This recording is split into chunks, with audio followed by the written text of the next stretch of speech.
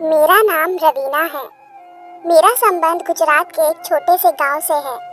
मैं एक आम सी शक्ल सूरत की गरीब लड़की हूँ, जिसके ख्वाब बहुत ऊंचे ऊंचे थे। मेरा दिल चाहता था कि अपने छोटे से घर से निकलकर किसी बड़े से महल में रहूं। मुझे पूरा यकीन था कि एक दिन मेरे सारे ख्वाब पूरे हो जाएंगे। मेरे 4 बहन भाई और थे जो मुझसे छोटे थे, और मेरे पिता मामूली सी तनख्वाह पर एक फैक्ट्री में काम करते थे। मैंने सोचा कि मुझे अब बड़ी होने के नाते अपने पापा का हाथ बटाना चाहिए, इसलिए मैंने इंटर करने के बाद छोटी मोटी नौकरी करने की कोशिश की। मगर आजकल तो बेचारे MA BA पास लड़के ही बिना जॉब के फिर रहे हैं, तो मेरे इंटर की क्या हैसियत थी। फिर मुझे किसी ने मशवरा दिया कि कोई हुनर सीख लो, तभी कुछ कमा सकोगी। 2-3 साल प्राइवेट स्कूल के धक्के खाने के बाद मैंने एक पार्लर में काम सीखना शुरू कर दिया, ताकि उसी से कुछ पैसे कमा सकूं। कम किराए पर मुझे एक घर मिल गया और हम सब वहां शिफ्ट हो गए। मैं बड़ी लगन से काम सीख रही थी और मेरी पार्लर वाली दीदी मुझसे बहुत खुश थी। उसका कहना था कि एक दिन मैं बड़ी मेकअप आर्टिस्ट बनूंगी।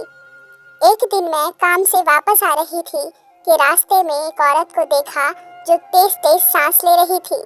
शायद उसे सांस नहीं आ रहा था, या पता नहीं कोई और मसला था। मैंने इधर उधर मदद के लिए देखा, लेकिन उस वक्त गली सुनसान थी और आसपास कोई और था ही नहीं। मुझे समझ नहीं आ रहा था कि क्या करूं। उस औरत ने इशारे से पानी मांगा तो मैं भागकर पिछली गली में लगे फिल्टर से उस औरत के लिए पानी लाई और उसे पानी दिया। पानी पीकर उसकी तबीयत थोड़ी संभली तो मैं उसे सहारा देकर अपने साथ अपने घर ले आई। उस औरत ने बताया कि मैं रोजाना उस वक्त सैर करने करीबी पार्क में जाती थी। आज भी सैर करने निकली थी कि अचानक चक्कर आ गए। मुझसे कहने लगी कि बेटी, तुम्हारा बहुत बहुत धन्यवाद, तुमने मेरी मदद की। मैंने कहा, आंटी, धन्यवाद की ज़रूरत नहीं, ये तो मेरा फ़र्ज़ था। उस औरत ने अपने बारे में बताया कि वह एक अमीर ख़ानदान से संबंध रखती है। उसका सिर्फ एक ही बेटा है और पति का अरसा हुए स्वर्गवास हो गया। मैं काफ़ी देर बैठी मेरी मम्मी से बातें करती रही। कुछ ही देर में वह और मेरी मम्मी पक्की सहेलियां बन गई। कुछ देर बाद उस औरत को उसका ड्राइवर लेने आ गया तो वह चली गई। उसके बाद अक्सर वह औरत हमारे घर आने जाने लगी। एक दिन वह आंटी आई तो बहुत परेशान लग रही थी। मेरी मम्मी ने उनसे उनकी परेशानी की वजह पूछी तो बहुत दुख भरे अंदाज में कहने लगी कि मेरा एक ही बेटा है और उसकी ज़िंदगी को लेकर मैं बहुत परेशान हूँ। मेरी मम्मी ने पूछा, क्यों बहन, ऐसा क्या हो गया तुम्हारे बेटे के साथ? तो वह आंटी कहने लगी, कितनी दौलत होने का क्या फ़ायदा जब मैं अपने बेटे की खुशियाँ ही नहीं खरीद सकती। तो मैं अपने बेटे की खुशियाँ देखने को तरस गई हूँ। अब तो मुझे भी हैरत हुई कि मामला क्या है। मैंने आगे होकर पूछा कि आंटी बताए तो सही कि क्या हुआ है। वह औरत कहने लगी कि मेरा बेटा जिससे भी शादी करता है वह लड़की उसी रात तलाक लेकर अपने मायके चली जाती है और ना जाने मेरे बेटे पर क्या क्या गंदे इल्ज़ाम लगाती है। अब तो लोग भी जीने नहीं देते, कहते हैं कि तुम्हारे बेटे को अब कोई अपनी बेटी नहीं देगा। मैं उसी वजह से बहुत परेशान रहती हूँ। मुझे आंटी की कहानी सुनकर अफसोस हुआ। मम्मी भी आंटी को तसल्ली देते हुए कहने लगी कि तुम फिक्र ना करो, तुम्हारे बेटे की अब बड़ी अच्छी लड़की से शादी होगी। कुछ दिन बाद आंटी फिर हमारे घर आई तो बड़ी दुखी थी। मुझसे रहा नहीं गया तो पूछा कि आंटी अब क्या हुआ। वह बेचारी रोने लगी कि क्या बताऊं, मैं अपने बेटे की वजह से बड़ी परेशान हूँ। कल फिर उसकी मंगनी टूट गई। हाय, मैं क्या करूँ। काश मैं भी जीते जी अपने बेटे की खुशियाँ देख सकती। अब तो मैंने उसकी शादी का ख्वाब ही छोड़ दिया है। शायद उसकी किस्मत में शादी है ही नहीं। मुझे आंटी पर बड़ा तरस आया। मैंने कहा कि मैं आपके बेटे से शादी करूँगी। आंटी को यकीन आया और कहने लगी, क्या तुम सच कह रही हो? क्या तुम मेरे बेटे से शादी करोगी? मेरी मम्मी ये सुनकर हड़बड़ा गई। उन्होंने आंखों ही आंखों में मुझे इशारे किए कि मैं मना कर दूं। मगर मैंने आंटी को यकीन दिला दिया कि मैं बहुत जल्द उनके बेटे से शादी कर लूँगी। मैं बहुत खुश होकर गई थी। मम्मी ने आंटी के जाने के बाद मुझे बहुत डांटा कि ज़रूर उसके लड़के में कोई कमी होगी, वरना हर लड़की उसे छोड़ देती है। तुमने शादी के लिए हाँ क्यों की? कोई तरस खाने की ज़रूरत नहीं थी। मैंने दुख से कहा कि मैंने उस औरत पर नहीं, खुद पर और अपने घर वालों पर तरस खाया है। उससे शादी करूंगी तो और कुछ नहीं, कम से कम हमारे हालात ही ठीक हो जाएंगे। मेरी शादी वैसे भी कहीं ना कहीं तो हो ही रही है, तो उस आंटी के बेटे से क्यों नहीं। मम्मी को भी मेरी बात समझ आ गई। जब वह तारीख लेने आए तो अपने साथ इतनी मिठाई लाए कि बाद में हमने पूरे मोहल्ले में बांटी। मेरी होने वाली सास ने मेरे लिए बिल्कुल वैसा ही जोड़ा दिया था जैसा मैं अपनी शादी में पहनना चाहती थी। वह जोड़ा पूरे 1 लाख रुपए का था, लेकिन उसे पैसों की कोई परवाह नहीं थी। उसकी हरकतों को देखकर मेरी मम्मी मुझसे कहने लगी कि अभी भी वक्त है, सोच ले, जरूर उसके बेटे में कोई बड़ा मसला है। मगर अब मैं जुबान दे चुकी थी और पलट नहीं सकती थी। शादी के दिन मेरी पार्लर वाली दीदी ने मुझे तैयार किया था। मैं दुल्हन बनकर बहुत अच्छी लग रही थी। मेरी सास मेरे लिए बड़े अच्छे इंतजामात किए थे। शादी हॉल को देखकर तो मेरी आंखें फटी की फटी रह गई। मैंने सर्द आहें भरकर सोचा, हाय सारे ख्वाब पूरे हो रहे हैं। एक खूबसूरत घर, गाड़ी, माल दौलत है, तो दूल्हा भी मेरी पसंद का होता, मेरे ख्वाबों का राजकुमार होता तो कितना अच्छा होता। मैंने शादी करने का फैसला तो कर लिया था, मगर मैं बिल्कुल नहीं जानती थी कि मेरी शादी किससे होने वाली है, लड़का कैसा दिखता है, उसका माझी क्या था। मुझे बस अपने घर वालों का पेट पालना था और उसके लिए मुझे शॉर्टकट रास्ता यही लगा था। मगर जब मैं दुल्हन बनकर उस घर में आई तो पहली बार मैं सोचने पर मजबूर हुई कि आखिर ऐसी क्या बात है कि मैं उस शख्स की चौथी पत्नी बनने जा रही थी। मेरी सास मुझे कमरे में छोड़ गई। मेरे दिल में अजीब अजीब से ख्यालात आ रहे थे। रात के 2 बज रहे थे। मेरा पति कमरे में दाखिल हुआ। मैंने सर उठाकर उसे देखा। उसकी पर्सनैलिटी देखकर मैंने मुंह में उंगली दबा ली। बहुत हैंडसम लड़का था, लेकिन मेरे रुकने की वजह नहीं थी। मैं दरअसल उसे पहचान गई थी और मैं किस्मत के हेर फेर पर बड़ा हैरान थी। उससे पहले मैं उसे कुछ कहती, उसने अजीब हरकत की जिसे देखकर मेरे कदमों तले जमीन निकल गई। उसने एक हाथ नचाकर कहा, तेरी खैर होए, ये लिपस्टिक का रंग बिल्कुल भी अच्छा नहीं है। तुमने मेकअप किससे करवाया था? जिससे भी करवाया है उसने ठीक से बेस नहीं लगाई। जरा नजाकत से चलता हुआ वह बैग तक आया। मेरे होश उसकी हरकतें देखकर खराब हो गए। वह अब एक हाथ कमर पर रखकर अजीब से अंदाज में मेरे मेकअप पर तकनीकें झाड़ रहा था। मैं उसे पहचान गई थी, वह मशहूर मेकअप आर्टिस्ट मनीष था।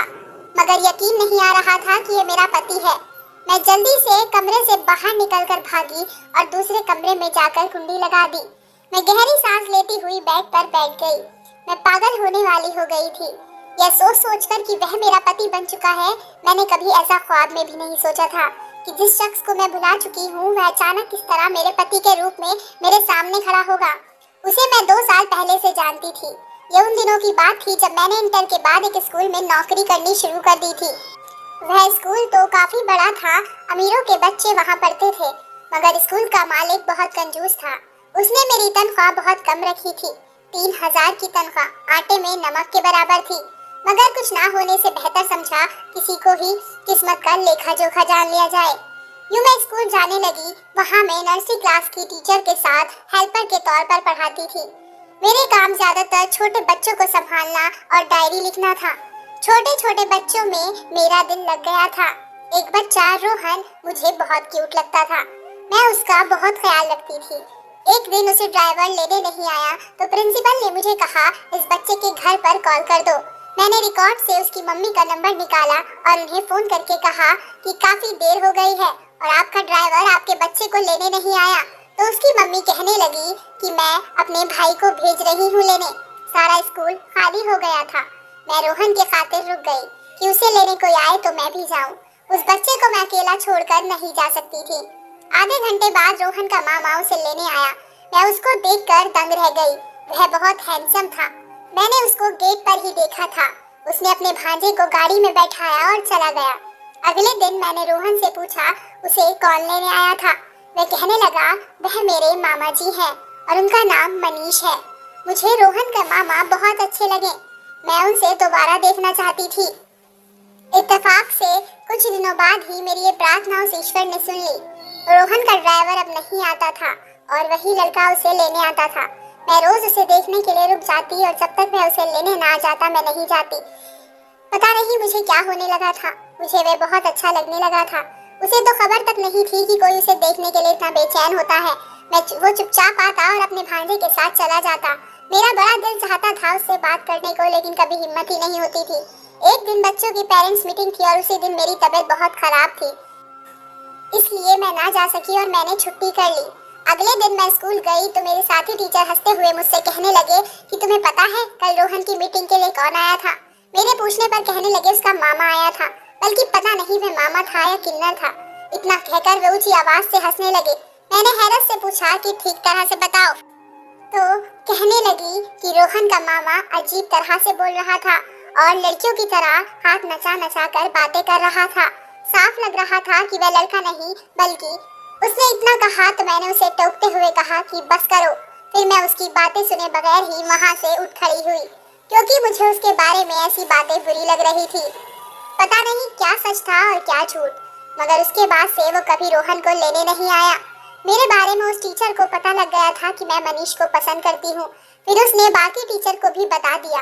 सब टीचर मेरा मजाक उड़ाती थी और मुझे ताने देती थी, यह देखो ये लड़की एक किन्नर को पसंद करती है, और मैं उनसे लड़ पड़ती थी कि उसे ऐसा ना कहो। मुझे उन टीचर की बात पर भरोसा नहीं था, इसलिए मैंने तंग आकर वह स्कूल ही छोड़ दिया। मेरी ख्वाहिश थी कि मैं एक बार अपनी आंखों से देख लेती क्या सच है और क्या नहीं। मुझे उसके घर का भी पता नहीं था। मेरा दिल बहुत बेचैन था कि उसको कैसे देखूं, कैसे मालूम करूं कि वह टीचर ठीक कह रहे थे या नहीं। एक दिन मैं अपनी दोस्त के घर गई हुई थी। जब मैंने उसके कमरे की खिड़की से बाहर देखा तो वह बाहर लॉन में बैठा हुआ था। मैं उसे देखकर हैरान रह गई थी और अपनी दोस्त से पूछा कि यह कौन है, तो वो कहने लगी कि मेरे भाई का दोस्त है। मेरा भाई और ये मेकअप आर्टिस्ट बनने का इरादा कर रहे हैं। बेचारा, ये तो तुम समझ ही गई होंगी ना, मेरी दोस्त ने रूखे अंदाज में कहा। मैंने बाहर देखा तो वो उस तरह हाथ हिला हिला कर बात कर रहा था जैसे औरतें करती हैं। मुझे उस टीचर की बात सच लगी और मेरी दोस्त भी तो कह रही थी कि वह लड़का नहीं बल्कि कुछ और था। मैंने मायूसी से मुंह फेर दिया। उस वक्त मुझे अपने आप से नफरत महसूस हुई कि मैं किससे प्यार करने लगी थी। उस दिन के बाद से मैंने उसे अपने दिलो दिमाग से निकाल दिया था।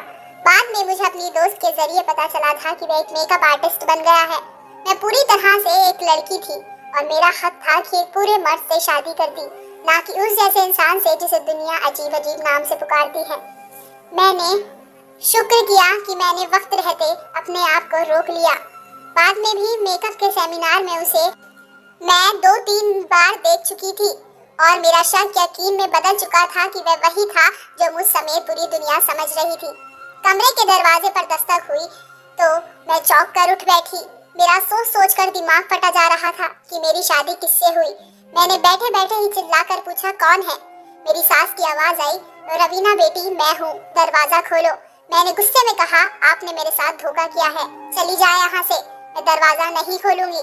मैंने सोचा था कि हो सकता है कि आंटी के बेटे को कोई बीमारी हो, इसी वजह से मैंने शादी के लिए हाँ कर दी थी। तो दोस्तों, मेरी कहानी अभी आधी अधूरी है, मैं आप सबको बोर नहीं करना चाहती थी। अगर आपको ये कहानी पसंद आई हो तो मुझे कमेंट सेक्शन में बताएं कि मनीष वाकई लड़का था या उसे रवीना कुछ और समझती थी।